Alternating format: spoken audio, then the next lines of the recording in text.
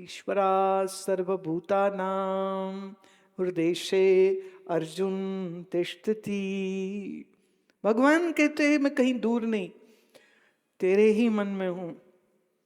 और देखिए मजे की बात, हम अपने मन में ईश्वर को कभी नहीं ढूंढते, हम बाहर के मंदिर में चले जाते। जाइए, जरूर जाइए, मंदिर जाना अच्छी चीज है, पर तुम्हें बाहर के मंदिर जा करके सिर्फ इस बात की याद और सोच और विचार तुम्हारे अंदर आ जाना चाहिए कि वो तो साक्षात सच्चिदानंद घन नित्य शुद्ध बुद्ध मुक्त स्वरूप परमानंद अनादि अनंत परमात्मा मेरे ही भीतर कैसे है, मुझको इसको ढूंढना है। जो अपने अंदर नहीं ढूंढ पाता है वो तो फिर बाहर चक्कर लगाएगा ही, वो यहाँ और वहाँ जाएगा ही। मुझे याद पड़ता है एक बार किसी ने एक महात्मा से कहा, महात्मा जी आप वृंदावन में रहते हो पर आप बिहारी जी के कभी नहीं जाते हो, ऐसा क्यों? वृंदावन में रहते हो और बिहारी जी के दर्शन करने तुम कभी नहीं जाते हो। और ये महात्मा कौन थे? ये थे उड़िया बाबा, पूज्यपाद स्वामी अखंडानंद सरस्वती जी के गुरु। ये उनसे प्रश्न पूछा गया, आप वृंदावन में रहते हो पर आप बिहारी जी का दर्शन करने नहीं जाते। ये बहुत महीनों सालों ये बात चलती रही। एक दिन ऐसा हुआ तो बाबा कहते हैं चलो कल चलता हूं, ले चलो। चले गए मंदिर। अच्छा मंदिर गए तो आपको तो मालूम ही है ना, बिहारी जी के मंदिर में पर्दा खुलता है बंद होता है, खुलता है बंद होता है। तो स्वामी जी जाकर के वहां खड़े हैं, जब पर्दा खुले तो सब दर्शन करें, हाथ जोड़ें, प्रणाम करें। स्वामी जी ऐसे एकदम सीधे खड़े हैं और थोड़ी देर बाद मंदिर से बाहर आ गए। तो झगड़ा करने वाले फिर झगड़ा करने लगे, बोले मंदिर नहीं आते थे तो चलो समझ लगती, भी नहीं आते थे, मंदिर में जाकर के भी भगवान को हाथ नहीं जोड़े, प्रणाम नहीं किया, ऐसा क्यों? लोग फिर लड़ने लग गए स्वामी जी के साथ। स्वामी जी कहते हैं देखो वो चल के मेरे तक आ नहीं सकता, मैं उस तक चल के जा सकता हूं, तो मैं तो अपना दर्शन देने उसको गया था। वेदांत की उच्चतम स्थिति है ये, आयम आत्मा ब्रह्म। आयम मैं, आत्मा ब्रह्म, मैं आत्म स्वरूप हूं और आत्मा ही ब्रह्म है। कहते वो तो चल के मेरे तक आ नहीं सकता, तो मुझी को जाना पड़ता ना, तो चला गया था। बहुत लोगों को ये बात समझनी पड़ी कि क्या बोल रहे हैं ये, अरे हम तो भगवान के दर्शन करने जाते हैं। पर यहाँ संत की इस महात्मा की उच्चतम स्थिति क्या है, जो अपने सहित सारे संसार को कृष्ण रूप देखते हैं, अपने सहित सारे संसार को सच्चिदानंद परमात्म स्वरूप देखते हैं। उसके लिए कोई जगह कम पवित्र और कोई जगह ज्यादा पवित्र नहीं होती है, उसके लिए तो सारी सृष्टि ही ईश्वर का सरगुण स्वरूप होता है, उसको किसी एक रूप में आग्रह ही नहीं रह जाता। परमात्मा मेरे में ही अगर है तो कैसे है, इसकी खबर कैसे लगती है? इसकी खबर लगाने के लिए तुमको सिर्फ दो ही काम करने हैं, एक सत्संग श्रवण करना और दूसरा सत्संग कोई और नहीं जिसमें भगवत गीता तुमको समझ आ जाए, ऐसा सत्संग सुनना है।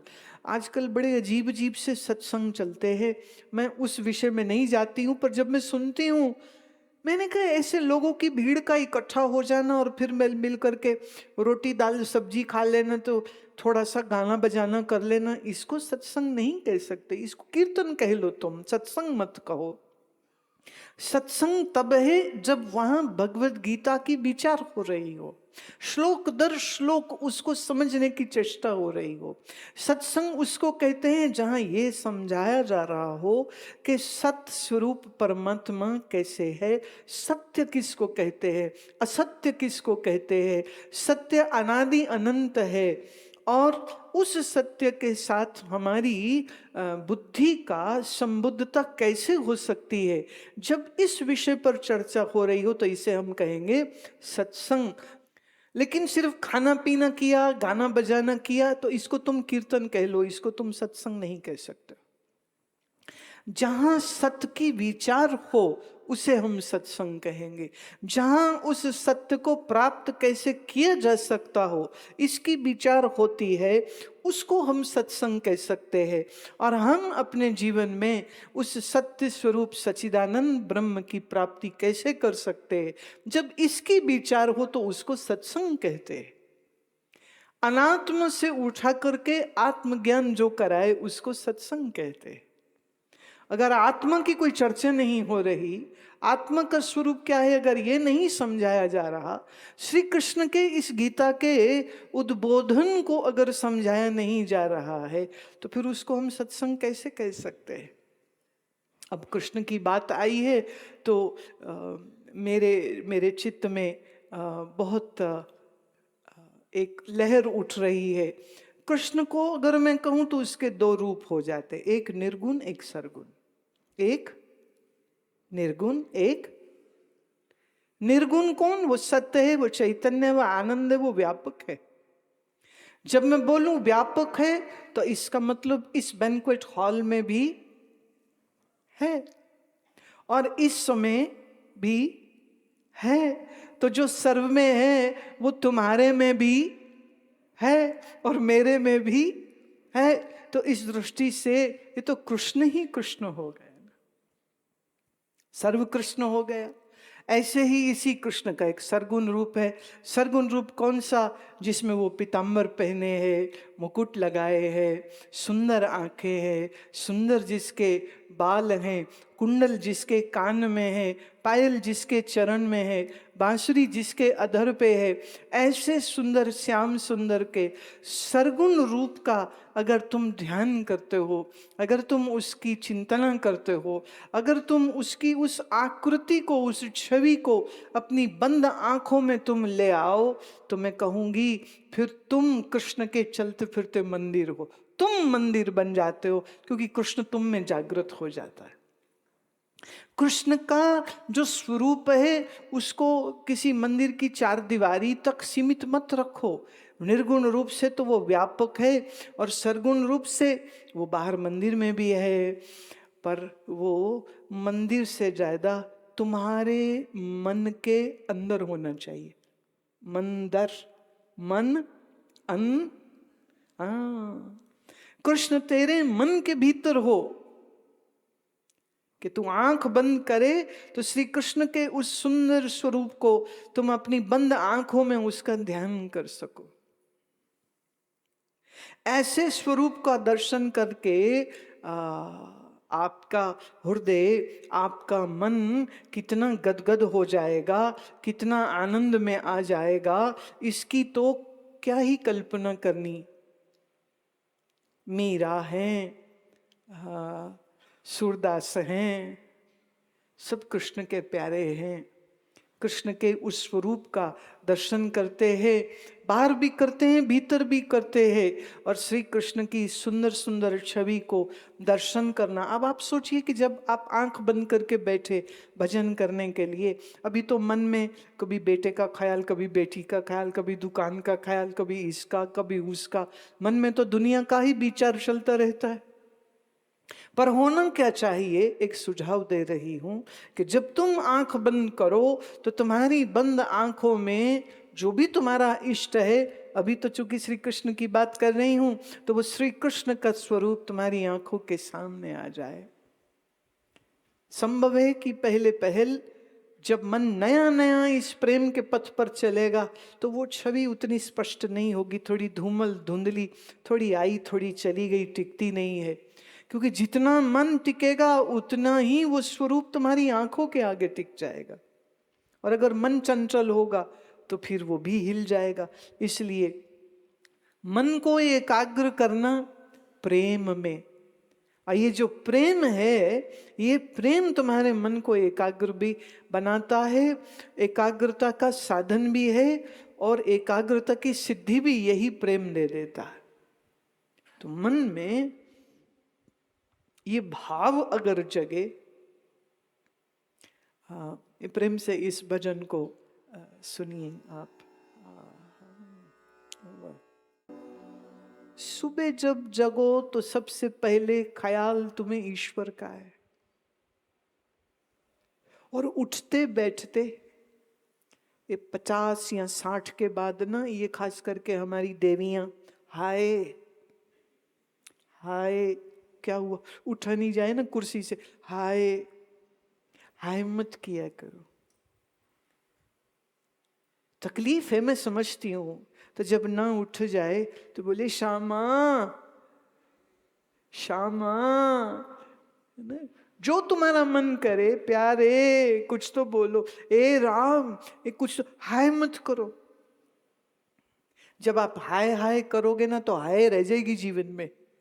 उससे अच्छा है शाम शाम करो, राम राम करो। तकलीफ हो जावे तब भी, खुशी हो जावे तब भी। तो जब सुबह उठो तो सबसे पहले ईश्वर स्मरण। तो नहाइए धोइए, थोड़ा आसन करिए। और सच ये है कि जो अपने 20s 30s 40s 50s 20 साल की उम्र, 30 की, 40 की, 50 की, इन उम्रों में जो योग आसन करना शुरू कर देंगे, वो कभी हाय नहीं बोलने वाले, वो कभी हाय नहीं बोलने वाले। तो आप अगर 20, 30, 40, 50 की लाइन में हो तो आ जाओ आश्रम, हम आपको सिखा देंगे। आप अच्छे से सीख लेना। तुम कहोगे जो 50 से ऊपर वाले, उनका क्या? चिंता मत करो, उनके लिए भी कुछ है, उनके लिए भी कुछ है। उनके लिए एक मैं अभी बोलती हूँ, एक छोटी सी टिप देती हूँ तुमको। मेथी दाना होता है ना, मेथी दाना। तो मेथी दाना वो लीजिए, कड़ी पत्ता लीजिए, और उसमें 1 किलो तेल में, तिल वाले तेल में, कम से कम नहीं तो 10 जो लहसुन है उसकी कली डाल दो। तो लहसुन की 10 कलियां, मेथी दाना, कड़ी पत्ता, हल्की आंच में इस 1 लीटर तेल को हल्की आंच पे आप पका लीजिए। मतलब आराम से बड़ी धीमी आग रखिए, सिम पे रखिए, करीब 10-1 मिनट उसको हिलाते रहिए। जब कड़ी पत्ता और मेथी दाना एकदम काला सा होने लग जाए, गैस बंद कर दीजिए। ठंडा थोड़ा होने लग जाए, उसको छान लीजिए। ये अपने हाथों में लेके अपने घुटनों पे ऐसे श्री राम जय जय राम, श्री राम जय राम, घुटने पे मालिश हो रही है, भजन भी हो रहा है, श्री राम जय जय राम, श्री राम जय जय। जो भी तुम्हारा मन है, जो भी तुम्हारा मंत्र है, जो भी तुम्हारा इष्ट है, मैं एग्जाम्पल देती हूँ तो चलो एक चीज की दे रही हूँ। तो जो भी तुमको प्रिय हो, उस ईश्वर के स्वरूप का, नाम का ध्यान करते हुए आप 10 मिनट इस गुनगुने तेल के साथ अपने घुटना, अपना कमर, अपनी गर्दन, जहाँ भी मालिश कर लोगे। और मालिश के 3-4 दिन अगर बीत जाएंगे ऐसे, और दही, चावल, आलू, कचालू, वाई वाली चीजें कर दो बंद, और ये तेल चले तुम्हारा 10 मिनट, ज्यादा नहीं, सिर्फ 10 मिनट। तो 5वें दिन तुम मुझे धन्यवाद देने ऋषि चैतन्य आश्रम गन्नौर पहुंचोगे। फिर तुम आप कहोगे कि ये फॉर्मूला तो बहुत अच्छा है, एक तो भजन हो गया, और दूसरे शरीर की सेवा हो गई, और तीसरे मुंह से हाय निकल गई। देखो मेरे आने का क्या फायदा।